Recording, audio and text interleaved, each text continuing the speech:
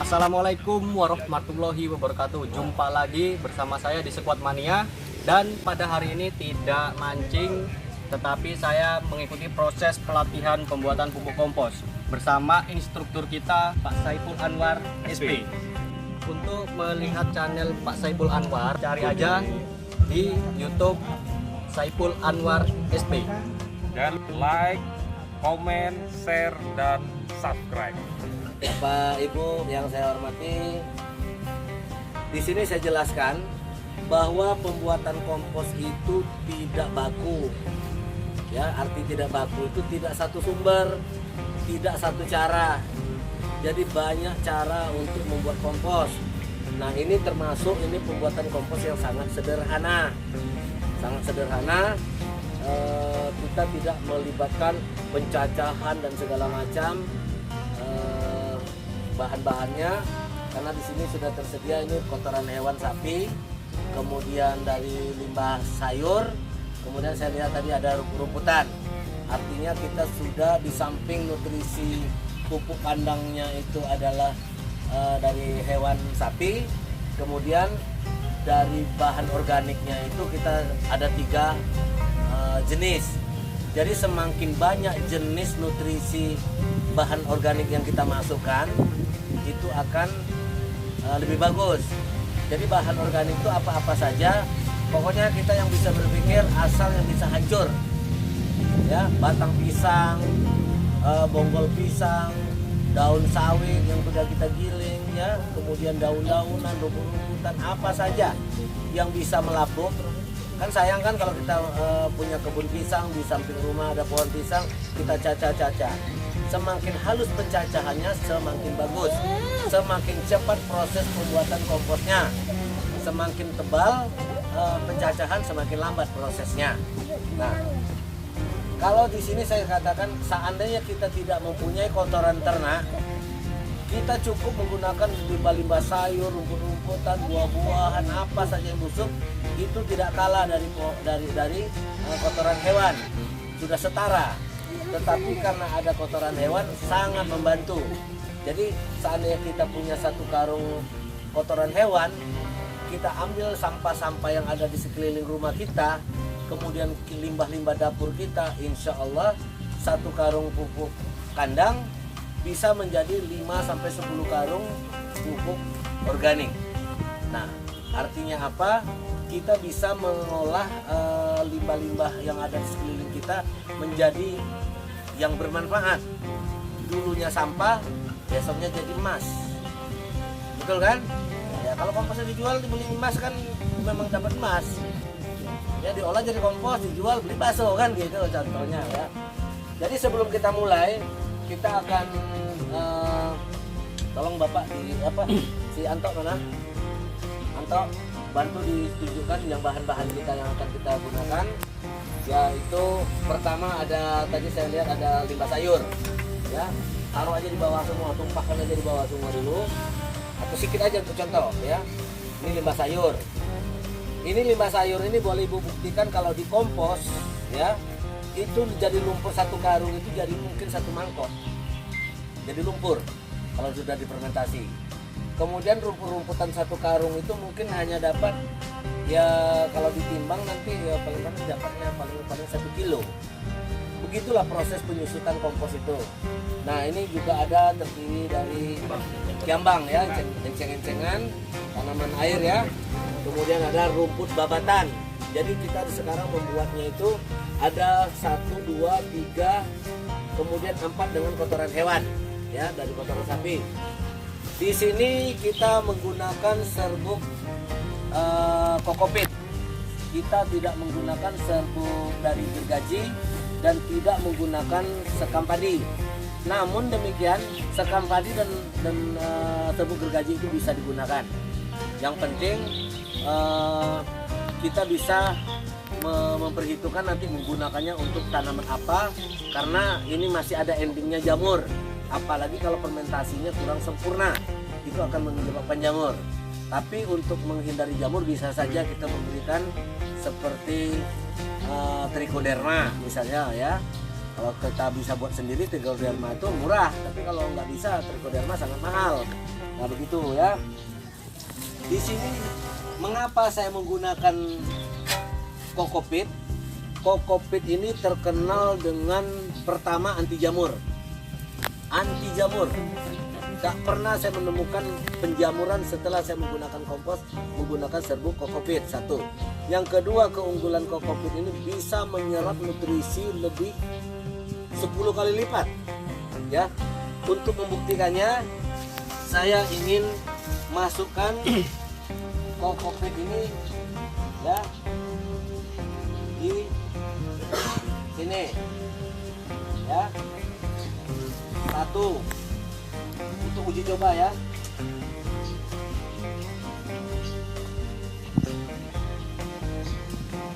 Dua.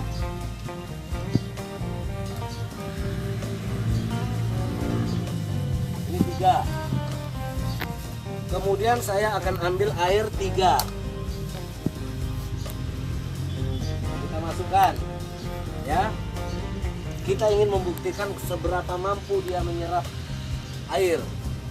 Kalau serkam padi pasti itu sudah mengalir ya. Nah, ini air sudah ada di dalam kokopit ya. Kemudian kita akan buktikan kalau tadi ada air 3 gelas di sana, kalau kita tunggangkan begini sudah pasti airnya sudah berapa gelas yang keluar ya. Nah, sementara air ini masih tertahan di dalam ya, tidak akan habis semua. Kalau sekam padi itu sudah entah berapa gelas yang keluar. Tapi di sini begini kita lihat ya, ini simpanan airnya cukup banyak ya. Makanya nutrisi pelapukan dari nutrisi ini ya, insya Allah nanti akan diserap oleh kokopit ya. Salah satu contoh lagi, misalnya ini adalah kokopit, kemudian ini air ya. Setengah air yang di sini, setengah nutrisi kita masukkan ke sini ya. Ini air akan habis ya, akan terserap oleh kokopit ya. Jadi nutrisi ini bisa, air ini bisa disimpan oleh kokopit ini. Inilah kelebihan kokopit. Yang kedua, yang pertama anti jamur ya. Di sini sudah ada plus dari kokopit ini. Kemudian untuk melakukan pembuatan kompos ini, pertama sekali kita siapkan kotak ya. Kemudian kita siapkan bahan bakunya. Bahan bakunya semakin banyak semakin bagus. Nah, kapan dia membuat kompos ini ada 2 cara. Ada cara diaduk merata, ada cara lapis ya. Kalau cara aduk merata itu kerja pertamanya berat. Tapi kalau cara lapis sangat mudah. Kenapa? Kotoran sapi masuk, kemudian kasih kokopit, kemudian masuk lagi sayuran, tapi disiram dulu ya. Kemudian nanti masuk lagi sayuran, kasih kokopit lagi, kasih lagi nanti sampah rumput, kasih lagi kokopit lagi, kemudian masuk lagi kotoran sapi, dikasih kokopit lagi. Tapi setiap lapisan itu kita harus melakukan penyiraman ya. Untuk membuat larutan penyiraman, kita menggunakan pertama sekali bahan penghancur kita, bahan proses dekompresor kita adalah E4. Kalau bisa buat pakai mol, kita buat sendiri dari mol nasi, mol buah maja, terserah. Dari mol rebung, terserah. Ya. Kemudian perlu saya ingatkan di sini dan saya kasih tahu bahwa E4 ini ada 3 jenis. Ya. Jenis pertama E4 ini yang warna botol kuning. Itu gunanya untuk fermentasi kompos. Ya. Ataupun untuk menganti jamur ataupun menjadi imun tanaman. Ini digunakan larutkan 30 cc untuk 1 liter air, disemprotkan ke bunga, disiramkan ke tanah media, bunga-bunga ibu-ibu, silakan. Tanpa diolah apa-apa, jangan dikasih gula merah, memfermentasi dia. Ini bermiliar-miliar bakteri di dalam. Dia tidur. Untuk membangunkannya adalah gula gula merah ya. Makanannya adalah vitamin B1. Makanya vitamin B1 ini bisa digunakan bekatul. Bekatul kan kalau dedak itu bekatul ya. Nah, itu bisa digunakan. Nah, dia reaktif. Kalau kita tidak punya itu, kita bantu dengan vitamin B1.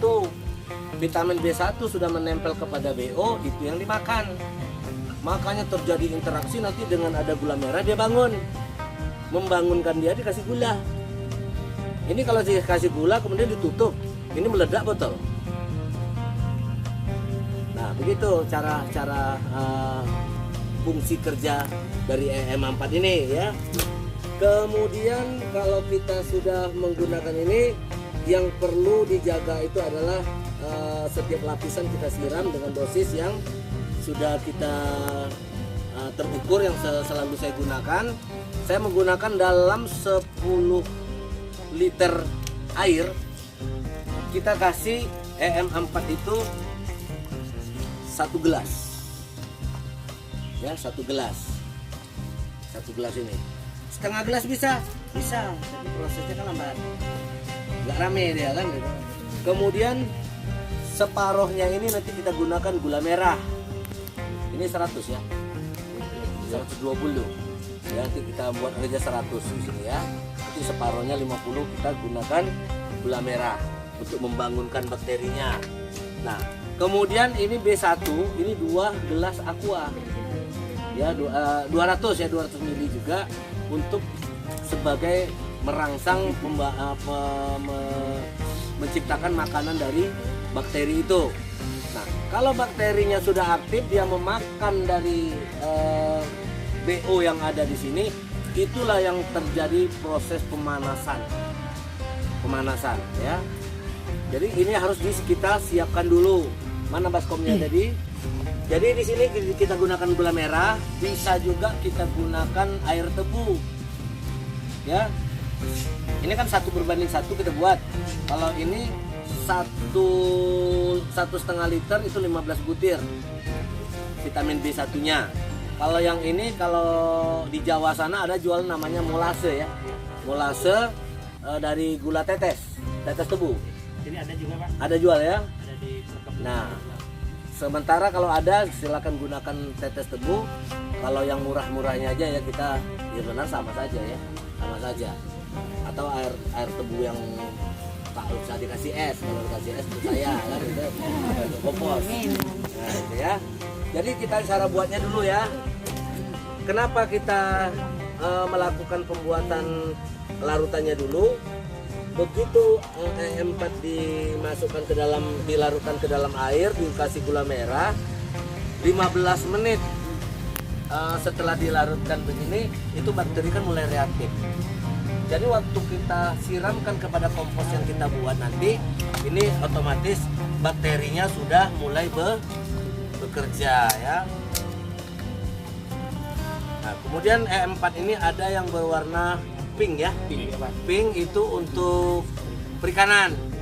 Tapi kalau yang berbentuk coklat untuk peternakan. Jangan salah beli. Ya. Kalau ikan itu gunanya untuk membuat probiotik ya. Nah, seperti ini. Sama dengan gula merah. Harum. Nah, kemudian ini kita masukkan gula merahnya separohnya. Semakin tinggi gula merahnya semakin reaktif sebenarnya. Ya. Semakin banyak biayanya. Nah, kita kasih segini aja ya. Gula merah ya. Kemudian kita kasih larutan vitamin B1-nya 200 ya. Ini sudah siap untuk disiramkan. Tetapi kalau bisa ini kita biarkan 15 sampai 20 menit. 1 serbuknya. Nah, diperkirakan ini ada sepertiga ini. Sepertiga ya. Ya kita sesuaikan saja ya. Ya.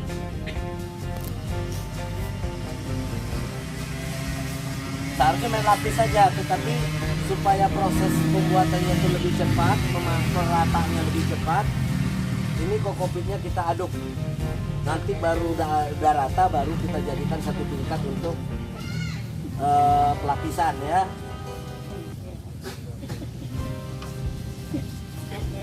Boleh diaduk.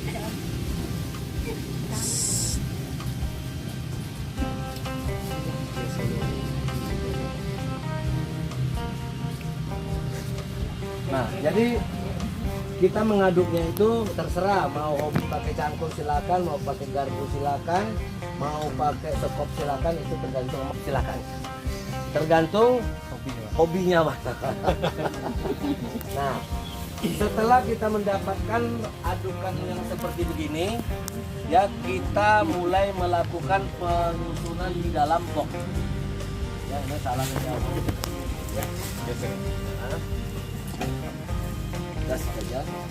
Ya. Ya, tolong diperhatikan, inilah cara kita membuat kompos.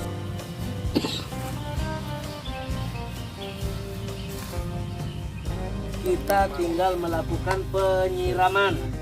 Ya, larutan yang sudah kita buat ini kita lakukan penyiraman begini. Lapisan ini kemudian kita tabur dengan kapur, dolomit. Apa tujuan kapur? Pertama, kita menghindari belatung, satu. Yang kedua, menjaga pH kompos kita agar pH petani kan maunya di 7 ya. Nah, kita jaga. Kalau kotak 1 meter kali 1 meter ini ya paling-paling ya sekitar 2 atau 3 genggam lah. 2 genggam 2 maksudnya, bukan genggam 1 ya. Dolomit. Nah, oke, kita sudah mempunyai satu lapisan. Sekarang kita mempunyai apa lagi bahan kita? Sayuran. Oke, keluarkan sayurannya. Ya, mana sayurannya tadi? Oke. Wow. Nah, ini dia yang akan kita bahas. Kalau kita memberikan langsung seperti ini, otomatis proses pelapukannya atau penghancurannya agak lambat. Kalau kita lakukan pencacahan, insya Allah agak cepat. Nah, ini untuk barangnya ya. Biasanya kalau ini kan kita harus melakukan pencacahan begini, ya. Semakin kecil-kecil pencacahannya, semakin cepat proses penguraiannya, ya. Oke, nah anggap aja ini sudah kita cacah-cacah ya. Coba dimasukkan kembali ke dalam bak kompos kita ya. Bisa pakai sekop. Ini ada tomat, ada terong ya. Kita masukkan. Maunya kalau yang sayur gini, maunya tuh 30 cm. Karena pengendapannya jadi lumpur nanti paling-paling tinggal 5 cm. Kalau yang 5 cm ya paling tinggal 2 cm nutrisinya jadi sedikit kan. Nah, kita menggunakan sayur-sayuran atau bahan organik lainnya. Tadi kan belum diaduk sama serbuk. Kita harus melakukan penyiraman dulu ya. Kita lakukan penyiraman dulu menggunakan larutan E4 ini secara merata.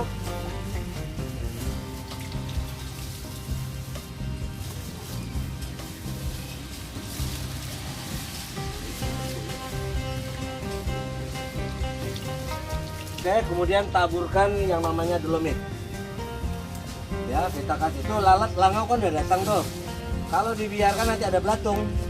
Makanya dengan ada kapur itu belatung nggak akan datang ya. Ya, kopi ini minimal 2-3 cm saja nanti penutupannya ya. Yang penting nggak nampak lagi nih. Kenapa diserak kokopit lagi? Karena kalau tidak dikasih kokopit, otomatis pelapukannya ini nanti penguraiannya itu menjadi lumpur. Lumpurnya kemana perginya? Ke bawah. Nanti numpuk di bawah jadi becek. Jadi pelapukannya ini, penguraian ini akan dia mulai berair, akan diserap oleh kokopit ini. Ya.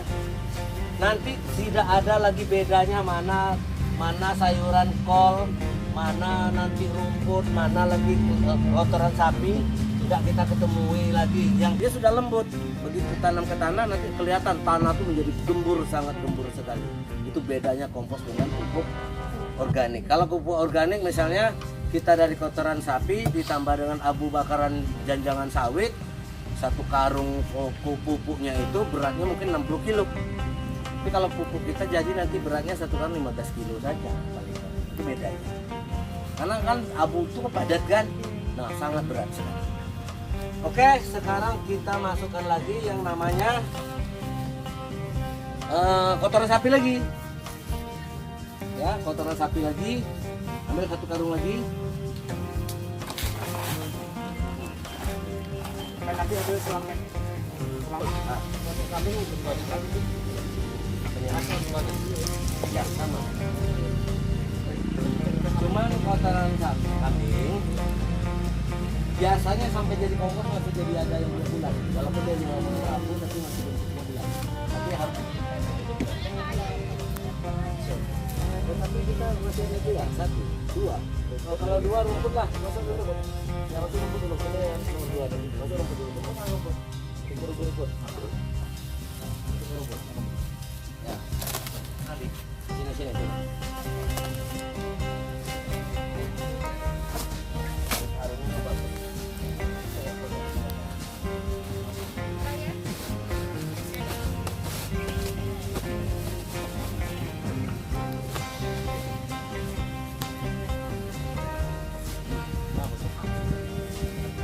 Penuh sekarang, paling-paling nanti nyusul ke sini aja.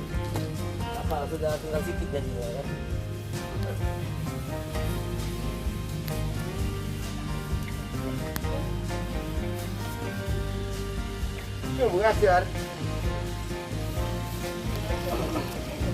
Oke, kemudian kita lakukan penyiraman ya.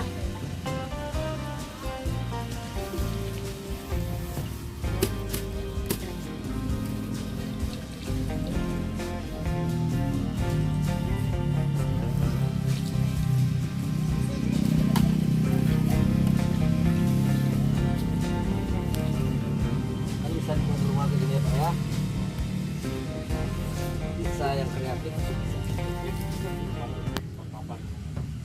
5 permanen malah mantap permanen belum. oke diserak dengan kapur, jangan lupa ya, siap disiram serak sama kapur Dulu baru kapur. ya. Kemudian siram lagi dengan kokopit, ya, baru nanti naik pupuk kandang. Seperti itulah pelapisan-pelapisannya. Apabila dia bukan kotoran sapi atau pupuk yang bukan kokopit, setiap bahan lapis dengan serbuk. Ya. Kalau papan ini paling-paling 3 kali kompos.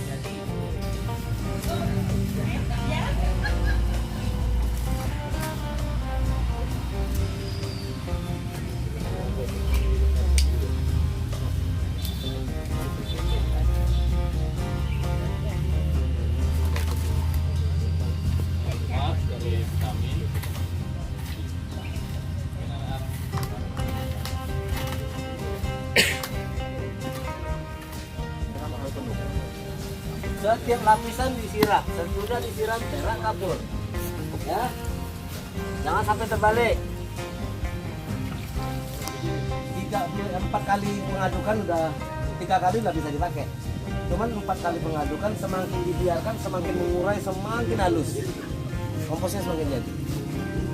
Tapi dia akan berhenti memproses apabila sudah kita kering anginkan, dia berhenti memproses. Nah, itu kan. Semakin dibiarkan dalam kotak itu kita balik lagi minggu depan balik lagi. Semakin bolak-balik dia dalam kotak itu semakin halus. Nggak usah dicaca lagi, cukup bolak-balik. Nggak perlu digiling-giling. Paci ada paci. Ya.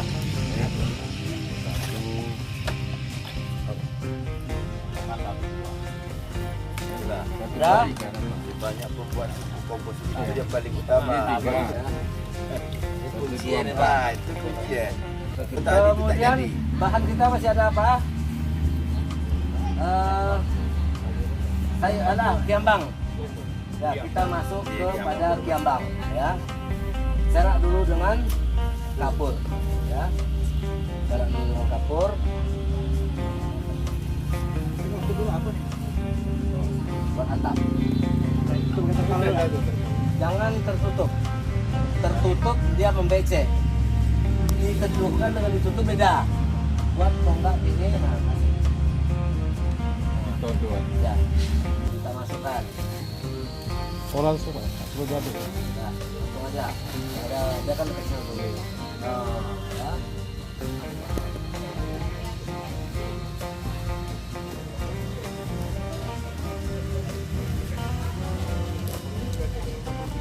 Boleh. Boleh. Ya. Banyak. Kiambang ini nutrisi yang paling terbaik di antara BO lainnya. Karena kandungan N-nya itu sangat tinggi. Nutrisi nitrogennya ya. Sehingga tidak ada yang terbuang, diserap oleh kokopit.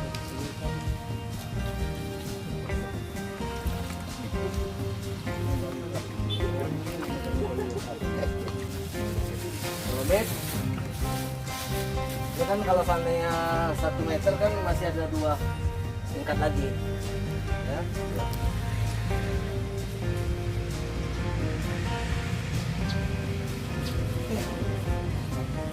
Ditutup sama kokopit terakhir.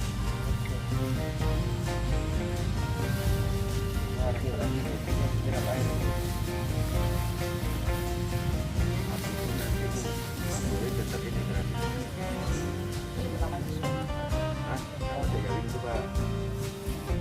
Berarti ini nyerap air seperti ke lahar tadi. Jadi kalau kita membuat ukuran 1 meter kali 5 atau kali 4 itu setiap jarak 50 cm kita memberi cerobong dari bambu ya.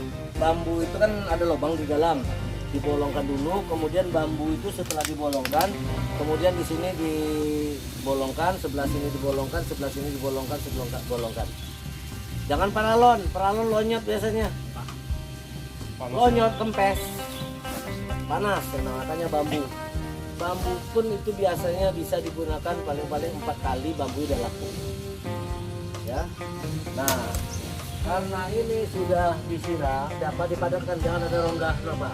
Tapi tidak ditekan. Jangan ada rongga supaya tidak ada lalat atau lango yang masuk. Kalau ada lango yang masuk nanti belatungnya banyak di dalam. Jadi ditutup pun tak boleh. Ya, kalau ditutup artinya terjadi kepengapan, akhirnya nanti yang bawah terjadi pembusukan. Kenapa? Karena tidak ada aerasi, tidak ada sirkulasi udara di dalam di saat fermentasi berjalan, vakum. Jadi nanti terjadi pembakaran hebat di dalam sehingga menyebabkan karbon. C/N itu nggak cocok, ya. C/N itu dibuktikan tingkat kehancuran bahan.